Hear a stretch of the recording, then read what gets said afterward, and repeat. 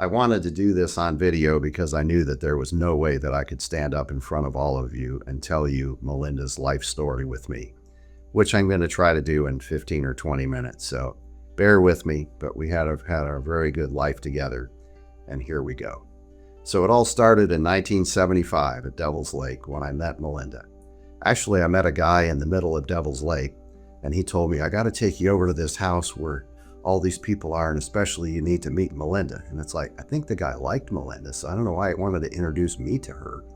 But anyway, we went over to Melinda's house, and it was just filled with teenagers, including Melinda. And you can see that bikini shot there. Well, I was kind of interested in that. So anyway, I kept going over there the rest of the summer. And that was the summer when I was a junior in high school, or between my junior and senior years in high school. Melinda had just graduated high school, and she was spending the summer up there with her grandmother before she went back to Findlay to go to work. So at the end of the summer, I told her it's like, I really can't handle a clingy girlfriend. So I told her that, I would call her on Wednesday nights and I would see her on Sundays, because I was a very busy guy, because at that time, I also had S&G electric train and appliance service that I was running in my parents' garage that I did through high school and through college. And so somehow she agreed to that, which was, check one of the boxes for me, because if you can't handle that, then, because if I got to choose between trains and you at that point in my life, that might not have been so good for her. So anyway, she made a good choice. And so she hung in there with me. And then in the spring of 1976, I joined the TCA in 1975, and I found out about York. So at the spring 1976 TCA meet, my mom, my dad, my sister, Melinda, and I all piled into my parents' Granville, loaded the trunk up with all the trains and somehow the suitcases, and we went up there and did our first York show. And, it was coming back that I remember Melinda asked me, she said, by the way, when is your senior prom? I'm like, oh yeah, that was this weekend. She never forgave me for that, because she didn't get to go to the senior prom at her high school. She was looking forward to that with me, but you just got to get your priorities straight. Do you go to York or do you go to the prom? That was a simple decision for me. So anyway, here's a few pictures of us, back in the day when we were dating through college, I guess. And that one with Melinda there on the couch, that's definitely one of my favorite pictures too. Well, then in 1979, I finally pulled the trigger when I was a junior in college, and we got engaged. But I took her out to a nice dinner, and I don't know why I didn't propose to her at dinner. I forgot, or too nervous or something, I don't know. So anyway, to me, the best thing that seemed to do would be to stop in the mall parking lot in the car and give her the ring there, Yeah, she never forgave me for that either. So then anyway, it came time to interview for jobs after college. And I had this bright idea that I would stay in Toledo and I would repair trains in my parents' garage, and we would get an apartment every night, every weekend. I'd come over to the garage. I think my dad finally talked to me and said, son, I don't think that's going to be a healthy marriage if you do that. It's like, I think you're right, Dad. So I sold all the trains that we took to train shows, and we put the parts cabinets down in my parents' basement, my small train collection. And I interviewed with people with companies that were not in Toledo. And I ended up getting a job with General Electric to go on their manufacturing management program. And the deal with that was I would find out sometime in the summer where I would start and when I would start. But I knew what I was getting paid. And back in 1980, I remember that was $19,800, which was a ton of money in 1980. And so I said okay to that. And at the time, we had our wedding date set for September. And then this realization came to me. It's like, oh my God, if I go to work at GE and I have to start in like July and I don't get married until September, I would have to go to wherever I'm going by myself. And if I go there by myself, that means I got to like cook and do my own laundry. And it's like, oh, that is not going to work. So we immediately changed the wedding date to be the weekend after I graduated. So I graduated from engineering school one weekend, got married the next weekend. Then we took off in the black van to see the country. That was our honeymoon. We just took off, headed west, no interstates, and we were going to see the country, and day by day, we're going to figure out where we're going to go. So here's some wedding pictures. What a gorgeous bride. I don't know about the groom, but I see why I was very attracted to her. And here's some pictures of our honeymoon. You can see the fully carpeted, full-size Chevy black van. And certainly another one of my favorite pictures is there with Milinda standing next to that loose stock sign. We were out west someplace, and it's like, that's my baby. She's my loose stock. So I got a kick out of that one. Okay, so then we moved to General Electric to Erie, Pennsylvania, to the locomotive factory. How awesome of a first assignment that was. That's the only picture I could find of Milinda there. And then while we were there in Erie, after about 6 months, one of our customers had called us, Floyd Latimer from Findlay, Ohio, and he wanted to know if we wanted to buy his train collection. And it's like, And I talked to Milinda about it because, I didn't think we were going to be doing trains again until I retired. And she certainly missed the social aspect of the train shows because while we were going to college, I was going to college, we probably did, 6 train shows a year, maybe something like that. I had developed some friends. So she decided that would be good. So we bought his train collection, went back to my mom and dad's, got the parts cabinet, set up the second bedroom in our townhouse as a repair shop, and we're back being weekend warriors in the train business again. And so then we moved, from Erie to Virginia Beach or Portsmouth, Virginia, then to Cincinnati, then down to Louisville. And I've got a few pictures here when we worked in Louisville. We had a company party in our backyard of our second house that we had there. And then there's the team that worked with me at GE. We repaired computers, mini computers, computer terminals, printers, and electronic instrumentation. Then we moved from Louisville back to Cincinnati, and then from Cincinnati to Atlanta. And when I started to work in Atlanta, I was in Norcross, and just down the street from where my GE office was, there was an antique mall. So I had to go check that out, and it's like, oh, they rent these 10-foot by 10-foot booths there for only $400 a month. What an ideal place to set up a first train business. So I talked to Milinda about that, and dear Milinda, she agreed to work there Wednesday through Sunday. And then on Saturday, I stayed home and worked in the basement fixing trains. So she manned it by herself on Saturday as well. And then Sunday after church, we worked in the mall together. And if there was a train show, then we took all the trains out of there and went to the train show. And then Wednesday, she would have to haul them all back in by herself and restock it. She was very fond of that. But anyway, that felt like we were half pregnant because, we really didn't sell much. It took up a ton of her time. So I asked her to go out and see if she could find a real retail location so we could open a real retail store. So she did, and she found this place over on Hurricane Shoals in Lawrenceville that became the Train Works. And there's a picture of her sitting there in the office doing some paperwork and a few pictures of what the inside of the store looked like. And one of those pictures is we had a live radio broadcast from Fox 97 radio, for those that you might remember the Randy and Spiff show in Atlanta. They came and did a live show there with us one day. It was pretty cool. And then in 1980, we took our first real vacation. We went to the Abaco Islands in the Bahamas with the Werners. Really couldn't afford to do that, so I just charged everything on my credit cards and hoped for the best, along with all the other credit card debt that I had, but we had a great time. And actually, that was an anomaly for us because really for the first 35 years we were married, we pretty much never took a vacation. The exception was we would make the 13-hour trip up to Devil's Lake in Michigan, and we would stay at our parents' places up there for free. And of course, the food was free, so it was cheap. But for, 20-some years, that was our vacation, was to go to Devil's Lake. And still better than most people. We had a nice lake to go to, and parents to take care of us. And of course, we drove up there for Thanksgiving and Christmas as well. So lots of trips up I-75. Well, then in 1991, Mitch was born. So you can tell it was 1991 because the Santa Fe 11711 set is there on the counter. We sold quite a few of those that year. And of course, there's baby Mitch. He spent quite a bit of time at the train store as well. And then we also bought another train store, Southeastern Hobby Depot, I think in 93-ish maybe. And that was a K-Line superstore. There's a little picture of that.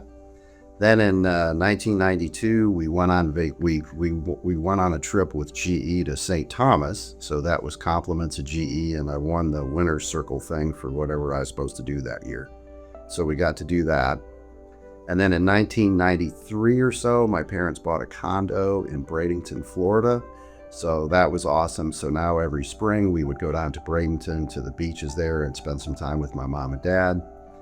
And then also in the 1990s, Mitch had to go to a lot of different therapies.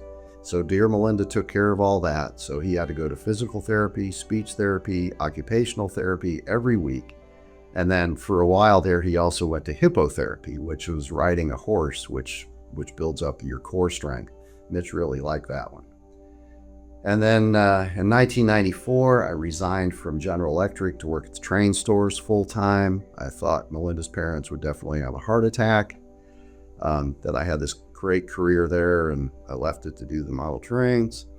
And they were kind of right, because in 1997, we crashed and burned the Trainworks business and we had to declare personal bankruptcy. And dear Milinda, once again, supporting her idiot husband, had to go to work at Publix. She got a job as a bagger. And then after a year or so, she got promoted to be a cashier. So she did that for, a couple years. Because at that time, Mitch was going to the Atlanta Area School for the Deaf, where he got picked up at the house at about 6 o'clock in the morning and came back at 4, so Milinda could go to work at Publix in between those hours. And then in 1997, in December, which was the year I went bankrupt, I went to work for Legacy Station. For 6 months, they hired me to kind of help them start the store.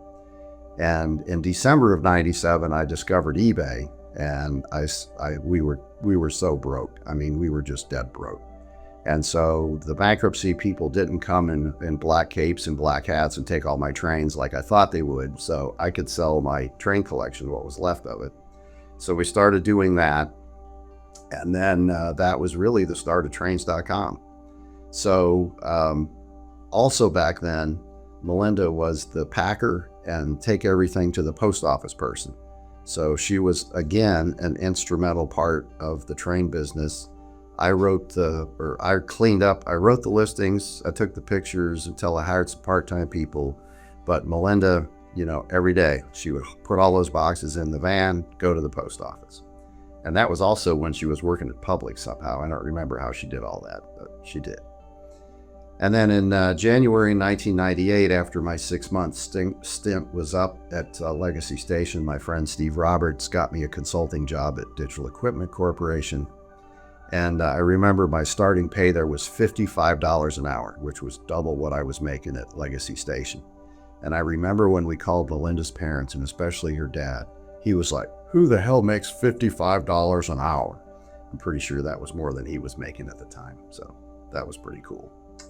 So then in 2000, that was the first paid vacation we ever went on. We went to Aruba. Well, it was sort of paid for because we used our Marriott points and my American airline points. So the big expenses were paid for, but we went down there for a week. And then in 2001, I was working for Digital Equipment. And again, I think I was in marketing and I met my goals for whatever I was supposed to do. So I got to go on the Hawaii trip. So some reason I don't have any pictures of that, but we got to go to Hawaii in 2001 together. And then later that year, we also got to go to Europe because I was working for, my client was Syngenta and their headquarters was in Basel, Switzerland. Had a meeting in London, and that was on September 11th, 2001. So we were in London when the Trade Towers came down. And that was really freaky to be over there. There was 2 other couples with us. They freaked out, went to the Paris airport, stayed in the Paris airport for 4 days. We said, forget that. We went on our trip down through Italy, went to Lake Como, went to Rome. And when it was time for us to fly back, all the flights were back on normal schedule and we flew back. So we had a nice time. Don't really have many pictures of that either. And then also in the 1990s, another big thing was Cub Scouts and Boy Scouts. Mitch and I did that together. And actually, in one of the pictures there, if those of you that know Jonathan Houston, who works for us, there's Mitch with his arm around Jonathan, which is pretty cool. And then we also went to a bunch of the eBay conferences in the 1990s. I managed to find a couple of pictures of those. Every year we would go wherever that was. Then in 2010, Milinda got breast cancer. So that was another kind of big setback, certainly a huge milestone in her life, if you want to call it that. Got a couple pictures there when we went to the Relay for Life a couple times in Brazelton. She even got her picture in the paper there for taking the survivor lap. She had been a breast cancer survivor for 2 or 3 years at that point.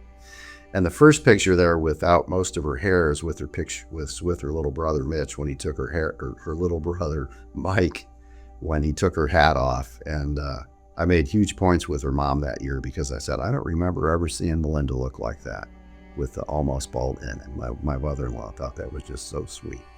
So anyway, then moving along, we went on our next big paid-for vacation, again, to a Marriott resort with American Airlines points, the Cayman Islands. So that was a fun trip down there. There's a city called Hell there, if you didn't know where Hell was. And that's also where the Batmobile is. All right, so then in 2014, we moved Mitch into Annandale Village. So this is a special place for special needs adults. We thought that was going to be his forever home. There's a picture of him standing outside the Jackson house, which is the house he lived in, and some of the guys that were in the house with him. That was very expensive, like $3,500 a month. And in 2014, Trains was not making a lot of money, so that was a real stretch for us to be able to pay for that. So when the need arises, then you have to invent something. And at the same time, Trains was struggling with getting rid of all this junk that they got. You know, we would buy trains all over the place. I had a consultant that I worked with said that we made money on all the good stuff we sold, but then when we sold all the low dollar stuff on eBay, we lost all the money that we made from selling the good stuff. And he suggested we just throw all that stuff out. Well, that wasn't happening. I can't throw trains out. So I went by this antique mall one day and I noticed that the front window was open. So we actually were going to church and we stopped in there and found out the deal with antique malls is you can rent an antique mall for $200 or $300 a month, and they take 10% of your sales, and they man the store. So you don't have to have an employee there. You just have to price everything. So I thought, what a great opportunity for Milinda to have another job. So I said, Milinda, don't you think that would be fun? You could take all that junk and you could price it and you could go stock the mall, and maybe we could open more than one, and that would help pay for Mitch. Because the train business, instead of throwing that junk out, they can just give it to us as Lindy's. And so we did that, and that lasted maybe a year, and then Milinda decided she didn't really like that. And so I had to have some of the boys that were working with me on the parts business on the weekends help me price all that stuff. And then ultimately we brought it back into trains.com, and we still do that. We've got a couple of guys now that run that business, and it's still called Lindy's. And there's some pictures of what it looks like, and I get a kick out of her on that couch where she's just like exhausted from, I think we were down in Jacksonville working a show, and that was the end of the show, and she was like, whew. So anyway, then another big milestone happened in about 2017. It was the last time that Scott and Milinda drove the truck and the trailer to York. Yes. We had made about 75 trips to York in the truck and trailer, Milinda and I. Bless her heart, she went with me on almost every one of those except some of those years when Mitch was born. And Mark Lespinos from the Train Works went with me, and then I think here at Trains, some other folks went with me as well, but she went with a lot of them. And if she didn't go, when we were flying up there, she's been to all of them since. And then another huge event, we finally were able to buy our dream house on Lake Lanier in 2000. Here's a couple pictures of it. It's just way more than we deserve. Honestly, I never thought I'd be able to live in a house that fancy. I just wanted to live on the lake. But God was good to us, and somehow we were able to pull off financing it, and that's where we're at now.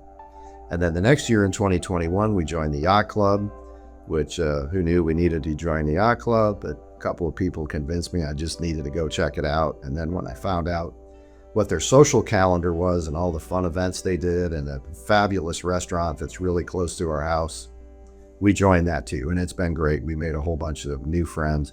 And it also is the perfect place for our train's Christmas party that we have done there for several years now. And a couple pictures there, you can see the management team. We would always dress up, or we do dress up in some kind of ridiculous costume to entertain our team when they come over, not expecting to see us. Especially the first year, it was the best. Everybody was in shock when they walked in the door. And then in 2021, I believe, guys wrecked our big 26-foot truck coming back from York. And Milinda fussed at me about that because on the side of the truck, I painted my name on the side of the train's locomotive there. And she didn't like it because she thought her name should be like on the passenger side.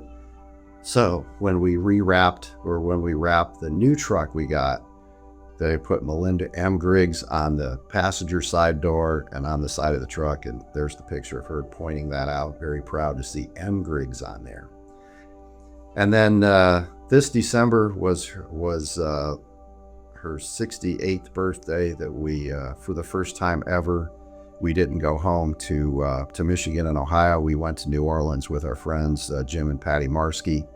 And Jim bought her this sash, it's my birthday. And so on December 24th, she wore that sash all day, everywhere we went. She was so happy.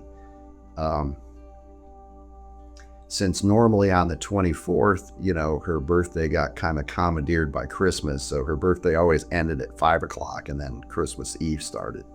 And so this day it was all about Milinda, and Jim and Patty, boy, they really played it up, and I went along with it, of course, and she just had the best time. So here's some more ridiculous pictures of us. We were all very festively dressed up, thanks to Jim. And we just had a great day. And then, but I have to say, her second best birthdays were with her sister Melanie, when they would have cocoa and toast together on her birthday morning. This picture is a picture of Milinda at Cracker Barrel with Melanie after her mother had passed away. So it was normally her mother would fix the two girls cocoa and toast. So they went to Cracker Barrel for cocoa and toast. And then another big event was this year. We finally moved into our new trains building. I'm so happy that Milinda was around to see that and to see everybody working in here. It was something, we had been literally working on for years, and we just finally moved in here in March of this year. So I was really glad she could see that. And then we started to go on the blowout 5-week vacation of a lifetime. We sold the 2 commercial buildings that we had owned in Beaufort and took a chunk of that money and decided to blow it on a crazy vacation. So here's some pictures in South Korea. And most of these were at the DMZ. And then you can see that one picture down there. It's I'm theoretically standing in North Korea like Kim Jong-un, like you can't come in here. And Melinda's standing on the South Korea border side. And then we also met with the people at Korea Brass, and they took us out to this restaurant for lunch, and we had beef soup. There's a picture of us there, and it's like beef bones and broth, and you cut the meat off with scissors. It's pretty weird. I don't think I'll have that again. But it was an experience. Then the next week we went to the Philippines. That was like the best ever. We've got about, I think, 15 people that work for us in the Philippines. Most of them have worked for us for about 15 years. Never met with them. Most of the people I've never even talked to on the phone. So they were just the most gracious and appreciative and funnest people to be around. So they made up that banner. There was like 9 of them at the airport that night at 11 o'clock when we flew in to take us to our hotel. But actually we went to a bar and then found out that most of them don't drink. But anyway, Milinda and I had a drink. And then we had a great send-off from them, a big party with the whole team. Just a great time. I'm so glad Melinda was able to meet them and to go there. And they were just so happy to meet Melinda, and they just absolutely treated her like a queen. So great, I think 3 days we had with them. Then we went to New Zealand, the fateful New Zealand. So here's a few pictures of us so we went to some bird sanctuary place. Melinda wasn't real crazy about that.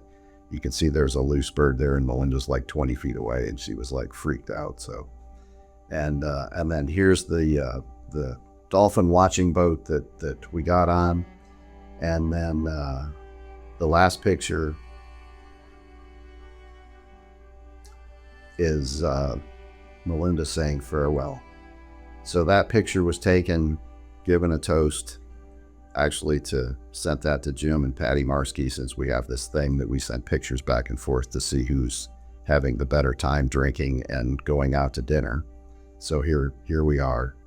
Of course, when I probably shouldn't tell you this, but now that I've thought about it, I will. When the steward came around, they said, does anybody want coffee, tea, wine, beer? It's 11 o'clock in the morning. Melinda's like, I'll have a glass of wine. So there she is. And unfortunately, about 5 minutes after that picture was taken, I'm texting that picture to Jim, and I hear the and that's when Melinda falls down the stairs.